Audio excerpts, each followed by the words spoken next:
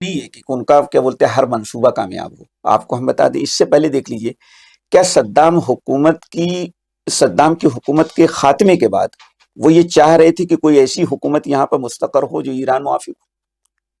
बिल्कुल नहीं चाह रहे थे। जबकि उन्होंने कसम खाई थी कि क्या बोलते हैं हम ईरान जैसी दूसरी हुकूमत कहीं पे भी पूरे इस्लामी ममालिक में बनने नहीं देंगे। लेकिन सीरिया में तकरीबन उसी तरीके की हुकूमत हाँ, थी। लेकिन क्या बोलते हैं, क्या उनका मंसूबा कामयाब हुआ? कतई नहीं। आज वो अपने मंसूबे में फेल है। मैं समझता हूं कि यही हाल सीरिया का भी होगा। वो चाह तो रहे हैं कि सीरिया में एक ऐसी हुकूमत कायम हो जाए कि जो क्या बोलते हैं ईरान मुखालिफ हो और उनके बिल्कुल इशारों पे नाचे। उनके इशारे के ऊपर नाचे। लेकिन क्या वहां की पब्लिक भी, वहां के अफराद भी इस बात को कबूल करेंगे?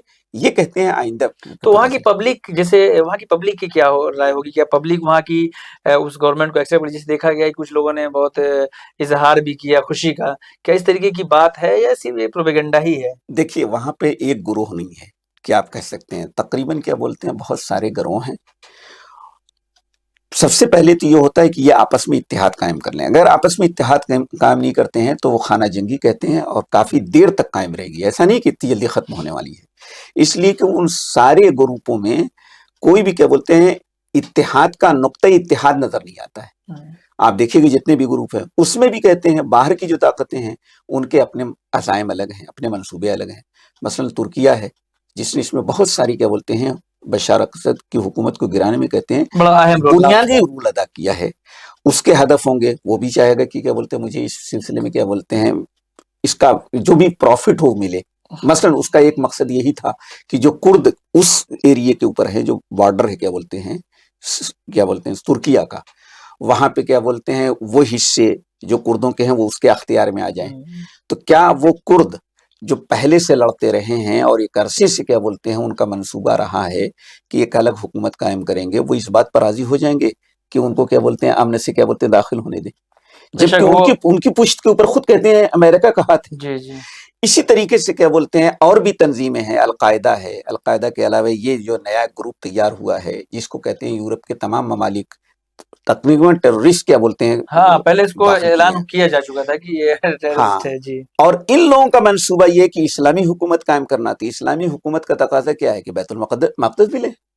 तो कुल इनके अहदाफ मिलके बाद में खुद टकराएंगे। जब आपस में टकराएंगे तो ऐसी सूरत में ये क्या बोलते हैं मुश्किल क्या बोलते हैं वहां के लोगों के लिए होगी। अगर ये मुत्तहिद नहीं होंगे तो कतई इसराइल से नहीं बचा सकते। आखिर में नतीजा इसी पर आएगा कि सारे के सारे मुत्तहिद हो ताकि इसराइल का मुकाबला किया। ऐसा क्या हुआ जनाब कि बशर असद की जो गवर्नमेंट इतनी जल्दी, मतलब लोग कहते हैं कि कोई जंग होती है तो कुछ दिन लगता है और उधर से भी हमला होता है, इधर से भी अटैक होता है और कुछ ना कुछ तो उनको अपने अगेंस्ट समाज से करना चाहिए था। इतनी जल्दी अभी सुनने में आया कि एक हफ्ता 10 दिन पहले वो उन्होंने ऐलान किया, वो सोशल मीडिया पर आए, उनके बयानात आए और उसके बाद देख रहे हैं कि जो सीरिया किसी और के कब्जे में चला गया। ऐसी क्या इनकी कमी थी, कमजोरी थी? देखिए, उसमें एक दो पहलू नहीं है, उसके कई पहलू हैं। एक तो ये कि अगर आप ही का आदमी अंदर से टूट जाए तो आप ऐसी सूरत में क्या कर सकते हैं। आपने इधर मुलाहजा किया होगा कि तकरीबन 4-5 महीने से इस्लामी ममालिक में जो सबसे ज्यादा बढ़-चढ़ कर बोल रहा था इसराइल के खिलाफ, वो कौन था? वो कहते तुर्किया था, अर्दगान साहब थे। वो बार बार क्या कहते थे कि इसके बाद क्या बोलते हैं हमारी नौबत आएगी और उसके बाद तुर्किया के ऊपर हमला होगा।